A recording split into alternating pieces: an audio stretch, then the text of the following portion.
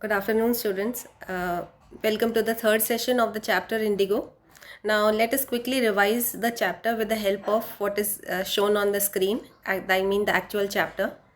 You remember the author of this chapter is Louis Fisher, who was writing the biography of Mahatma Gandhi, and he inquired from where did he get the idea of civil disobedience and quit India. And Mahatma Gandhi answered that he got the idea at Champaran, and then he narrated the whole incident. And then he told that he went to Lucknow to attend the Indian National Congress annual convention. From there, he was requested by a peasant. And then after he went to Champaran and then brought justice to the sharecroppers. So let us quickly go through all the questions today so that you have an idea of the overall chapter and all the questions that can be asked. Now, the first question that can be asked is why did Mahatma Gandhi reach Lucknow? Why did he go to Lucknow? The answer is clear, to attend the Indian National Congress's annual convention. The year was December 1916. Then, who met him there? It was Rajkumar Shukla. The next question is why is Rajkumar Shukla described as resolute and tenacious? The reason is that he had made up his mind that he has to take Mahatma Gandhi to Champaran. And he followed Mahatma Gandhi everywhere. From Lucknow, he went to Kanpur, he followed him. He went to his ashram, he followed him. And then Mahatma Gandhi was impressed by this tenacity and asked him to come to Calcutta. And both of them boarded the train to Patna. The next question, what happened at Rajendra Prasad's house? At Rajendra Prasad's house, first of all, why did he take him to Rajendra Prasad's house? Because Rajendra Prasad was a lawyer that time and he could inform him about the legal proceedings of the case. So, Rajendra Prasad was not at home and his servants thought that Mahatma Gandhi must be an untouchable and Mahatma Gandhi was not allowed to touch the well. Now he went to Champaran. Before going to Champaran, he stopped at Muzaffarpur and sent a telegram to Professor J.B. Kriplani. What was the year? 1917. Date 15th April. You can see on this page on the in the first line it's written. Then Kriplani received him. It was midnight. He was standing there at the railway station. He made him stay in the house of Professor Malkani. What was the extraordinary thing of Professor Malkani? That in spite of being a government servant, he housed Mahatma Gandhi for 2 days, and that was at the risk of his government job. Even then he did it. So that's the extraordinary thing of Professor Malkani. Then next question, why did the Muzaffarpur lawyers come and meet Mahatma Gandhi? The reason was they wanted to tell him that they were fighting cases and they wanted to impress him by telling that they used to take high fees from the sharecroppers for fighting their cases. They thought Mahatma Gandhi would be impressed, but Mahatma Gandhi chided them. What was the reason that he chided them is the next question. The reason, he said that peasants were so poor and they were taking high fees from them. And the second thing he said, that they should not take cases to the court because it meant only delay and there was no justice. He said important thing was to bring them out of fear. So this is the first message of the chapter. Then we have been informed on the next page about indigo sharecropping. You can see here about indigo sharecropping. What is indigo sharecropping? At Champaran, the land was very fertile and the Britishers wanted to grow indigo over there. The peasants, the farmers were reluctant because indigo used to make the land barren, and plus at the same time growing indigo was irksome. So what happened was the peasants were not interested. I mean the farmers were not interested. The Britishers captured their lands and turned the farmers into peasants.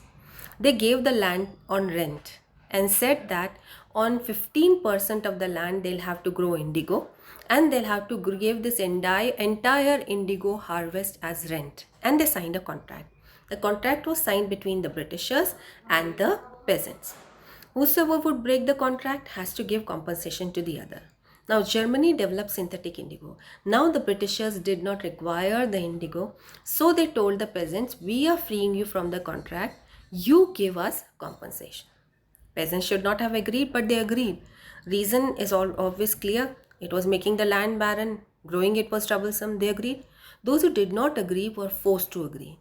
Then when the whole compensation reached the Britishers, these peasants came to know this happened because Germany developed synthetic indigo. They wanted this money back. The Britishers refused. The peasants approached the court, but there was no justice. Now with this problem, Rajkumar Shukla had gone to Mahatma Gandhi. I think so till here the chapter is very clear. Then Mahatma Gandhi at this point arrived at Champaran. Now when he arrived at Champaran, which two places did he go? He went first to the British Landlord Association. The secretary refused him to give information to an outsider. Then he went to the British official commissioner's office, and the commissioner bullied him and threatened him to leave Champaran. Mahatma Gandhi did not leave. He proceeded to Motihari. What happened at Motihari? The last paragraph we can see. One peasant was maltreated by a British landlord. Mahatma Gandhi was going there. The police superintendent's messenger, he told him to go to that place where he was staying at Motihari, gave him an official notice. This is on this page. When he gave him the official notice, it was written on the notice, quit Champaran. Mahatma Gandhi accepted the notice. On the receipt he wrote, I am going to disobey. Next day he was called to the court. Before going to the court, he called the lawyers. Now as he went to the court, he found that outside the court there were thousands of peasants. And these peasants had come because they knew a Mahatma was there to help them. And automatically and spontaneously, they came out of their fear. Now this is where he was able to control the huge crowd because the Britishers could not.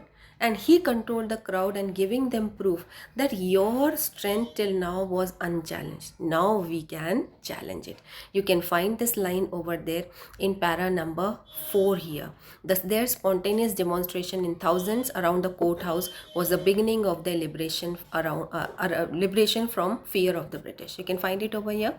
Then inside the court, what happened? The prosecutor requested the judge to postpone the case. Mahatma Gandhi accepted his guilt, seeing the delay. Now the next question, why did he accept his guilt? The reason, he said, I listened to the voice of my conscience. My conscience told me accept, I accepted. Second, he said, I have come for a bigger service. Even if I am proved guilty, there is nothing wrong. And third, he did not want to give a bad example as a lawbreaker. So this is where we find all these things happen. Still, they left him free because they could not prove his guilt. When he came back, he found the lawyers going back. He questioned the lawyers. Where are you going? They said, we are going back. You are out. We have come to help you. Said, what about justice to the sharecroppers? Their conscience was pricked and they were ready to go to jail with Mahatma Gandhi. Mahatma Gandhi declared the battle victorious in advance. Next important question. Why did he declare the battle victorious in advance? Reason, the peasants were with them. They were out of fear. The lawyers were with them. Now nobody could stop them from winning the battle. And after a few months, they found that really half of the battle they have won when the lieutenant governor dropped the case, and this was the first victory of civil disobedience. Students, if you are asked a 6-mark question, first victory of civil disobedience, you have to write from where he was called to the court, like where he wrote on the receipt, I am going to disobey. From there onwards till here, you have to write the complete answer as 6 marks. Then the next thing is, how did he bring justice, or why did he accept 25% refund? Now let us see this. He gathered evidence against the British landlords, and as he wrote a report to the Viceroy, he met the Lieutenant Governor 4 times, and as a result, an inquiry commission was set. You can see on this page, an inquiry commission was set up. In the inquiry commission, there were members of the inquiry commission, peasants represented by Mahatma Gandhi, Britishers on one side. Now what happened? He gathered evidence against the landlords. The landlords thought, if the matter will go to the inquiry commission, they will have to pay heavy compensation. They agreed that we will pay the refund. How much? They thought Mahatma Gandhi would ask 100%. On their astonishment, or to their astonishment, he said 50%. And when they thought he is adamant on 50%, they wanted to bring a deadlock. They said 25%. Mahatma Gandhi agreed to 25%. Reason? He said, because of this, the deadlock was broken. Second, amount was not important. Important thing was they were submitting with their prestige. And they felt so shameful that after few months, what happened was they left Champaran and the land came back to the peasants. Okay? And then see this first line on page number 53. The peasants saw that he had rights and defenders. He learned courage. And this is the second message of the chapter. Now only one more page we have to do. So let us complete this. Has Mahatma Gandhi brought justice to the sharecroppers? Yes. Could he go back? Yes. But he did not go because he saw something there at Champaran. So let us today come to that. We'll do this particular page in the previous manner by reading, because here more or less the reading portion is important. Now See the second paragraph. Events justified Gandhi's position. Within a few years, the British planters left their estates, which reverted, came back to the peasants. Indigo sharecropping disappeared. Now let's do para number 3. Gandhi never contented himself with large political or economic solutions. He was not satisfied with large solutions. He said, I don't want large solutions. I just want small solutions which is related to the problem of the common man. Don't talk about the country's development. Talk about the human being, the common man's development. He was never satisfied with that. Then he saw the cultural and social backwardness in the Champaran villages and wanted to do something about it immediately. He appealed. Now from here your 6-mark answer begins. What did he do to improve the social and the cultural backwardness of Champaran? Now here you have to make points. Okay, I'll send you the notes also, but you should be able to know the points. First point, he appealed for men who had just joined Gandhi as disciples and their wives volunteered for the work. Several more came from Bombay, Pune, and other distant parts of the land. Devdas, Gandhi's youngest son, arrived from the ashram, and so did Mrs. Gandhi. You can see Devdas, his youngest son, all these people came. Then Mrs. Gandhi's wife also came. Primary schools were opened in 6 villages. Kasturbai taught the ashram roles in personal cleanliness and community sanitation. Students, this is important over here. He was teaching them personal cleanliness as well as sanitation, and this is the third message of the chapter. First is freedom from fear, second is gathering courage, and third is to remain clean and the area should be completely sanitized. So cleanliness and sanitation. He opened an ashram and the ashram is still there at Champaran. Okay, now health conditions were miserable. Gandhi got a doctor to volunteer his services for 6 months. 3 medicines were available. Students, their problems also were 3. They remained dirty, the surroundings were not clean. The problems were skin eruptions, then mosquito bites. Now because of mosquito, one common disease, malaria. Then because of mosquito bites, common skin eruptions. And they had problems in digestion, so their tongue also had got boils on it. So there were 3 problems. So what did he do for these 3 problems? Let us see. 3 medicines were available: castor oil, quinine, and sulfur ointment. Anybody who showed a coated tongue with boils or blisters, anybody showed a coated tongue was given a dose of castor oil. Anybody with castor oil, anyone with malaria fever received quinine plus castor oil. Anyone with skin eruptions received ointment plus castor oil. One thing was essential in all the 3 cases, and that was castor oil. Now, Gandhi noted the filthy state of women's clothes. He asked Kasturbai to talk to them about it. One woman took Kasturbai into her hut and said, "Look, there is no box or cupboard here for clothes. The sari I am wearing is the only one I have." They were so poor. And how can you expect them to remain clean? But still Kasturbai taught them how to remain clean. Then, during his long stay in Champaran, Gandhi kept a long distance watch on the ashram. It was not that he remained in Champaran every time. He went to other places. But from there also he kept a watch on the ashram. It's not that once you have done something, you leave it over there. He continuously kept on looking at it afterwards also. Then he sent regular instructions by mail and asked for financial accounts. Once he wrote to the residents that it was time to fill in the old latrine trenches and dig new ones. Otherwise the old ones would begin to smell bad. And here is where this sanitation system was maximum brought by Mahatma Gandhi in India. I mean, he popularized it. This was what was done. That's why when our Prime Minister Narendra Modi started the Swachh Bharat, the cleanliness campaign, it was on Mahatma Gandhi's birthday only. Now let us do the last page. This here has got 3 important questions. Be very careful over here. See the first question. The Champaran episode was a turning point in Gandhi's life. Students, what is turning point? From where our life completely changes. And he said, I got this idea of quit India and civil disobedience at Champaran. This is what is the answer, but one more thing he had to say. Let us see. The Champaran episode was a turning point in Gandhi's life. What I did, he explained, was a very ordinary thing. I declared that the British could not order me about in my own country. He clearly told the Britishers, not told, he showed them, I am not an outsider, you are an outsider. That's why they had to leave Champaran. But Champaran episode did not begin as an act of defiance. It grew out of an attempt to alleviate. Alleviate? Students, this word is very good. You can use in extended composition. Alleviate is you reduce something so that you can remove it. Like I cannot say poverty can be eliminated suddenly, but at least it can be alleviated. You reduce it so that it can be eliminated. So this word can be used in any extended composition. Corruption should be alleviated. Poverty should be alleviated. You're getting where to use it? Now, Champaran grew out of an attempt to alleviate the distress of large number of poor peasants. This was the typical Gandhi pattern. I told you there are three important questions. One question is why it was a turning point. Second question is what was the typical Gandhi pattern? See the typical Gandhi pattern and just understand this line. His politics were intertwined, mixed. His politics were intertwined with the practical day-to-day problems of the millions. He said, don't talk about country's development. That's what I told you earlier. His politics was for the common man. Okay, his politics were intertwined with the practical day-to-day problems of the millions. His was not a loyalty to abstractions, mental concepts. People say, okay, economic development of India. So many people are above poverty line. But what about those people who are below poverty line? He said, don't talk about mental concepts. Talk about what? Just see here.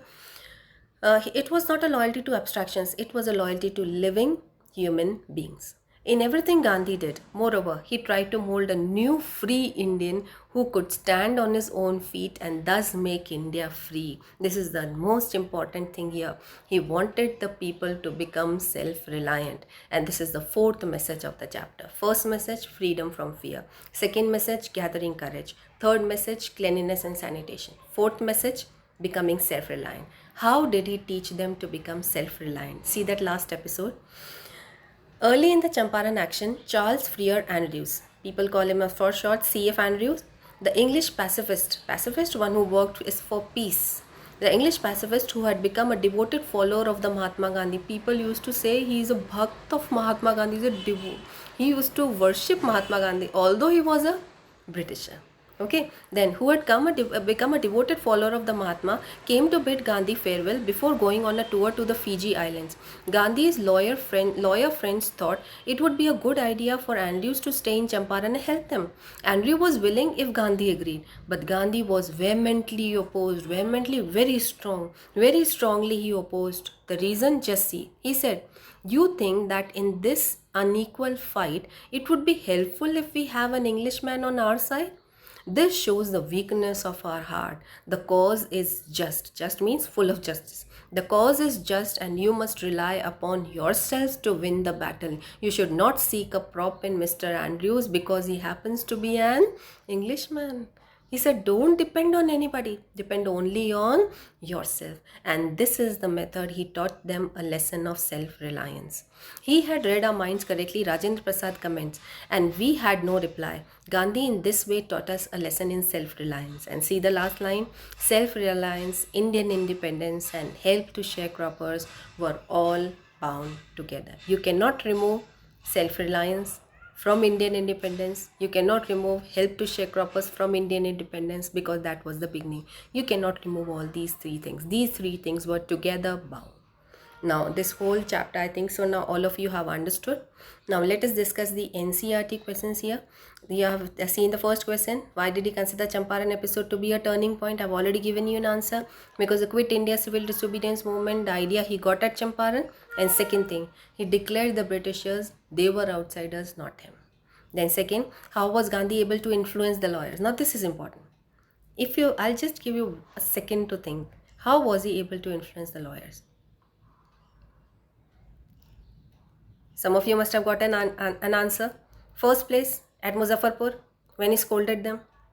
Second place, when he returned from the court and he questioned them, where are you going? He pricked their conscience. Third place, when they wanted to take the help of C.F. Andrews towards the last, he told him no, depend only on yourself. How many times was he able to influence the lawyers? 3 times. So this is a 6-mark question. So be careful about this. Then the next one. What was the attitude of the average Indian in smaller localities towards the advocates of home rule? Many people did not know him. Professor Malkani, people like educated people, they knew him.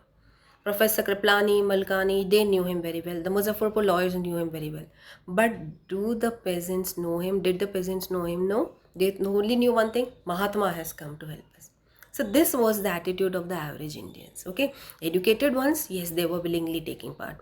But others also played their own part.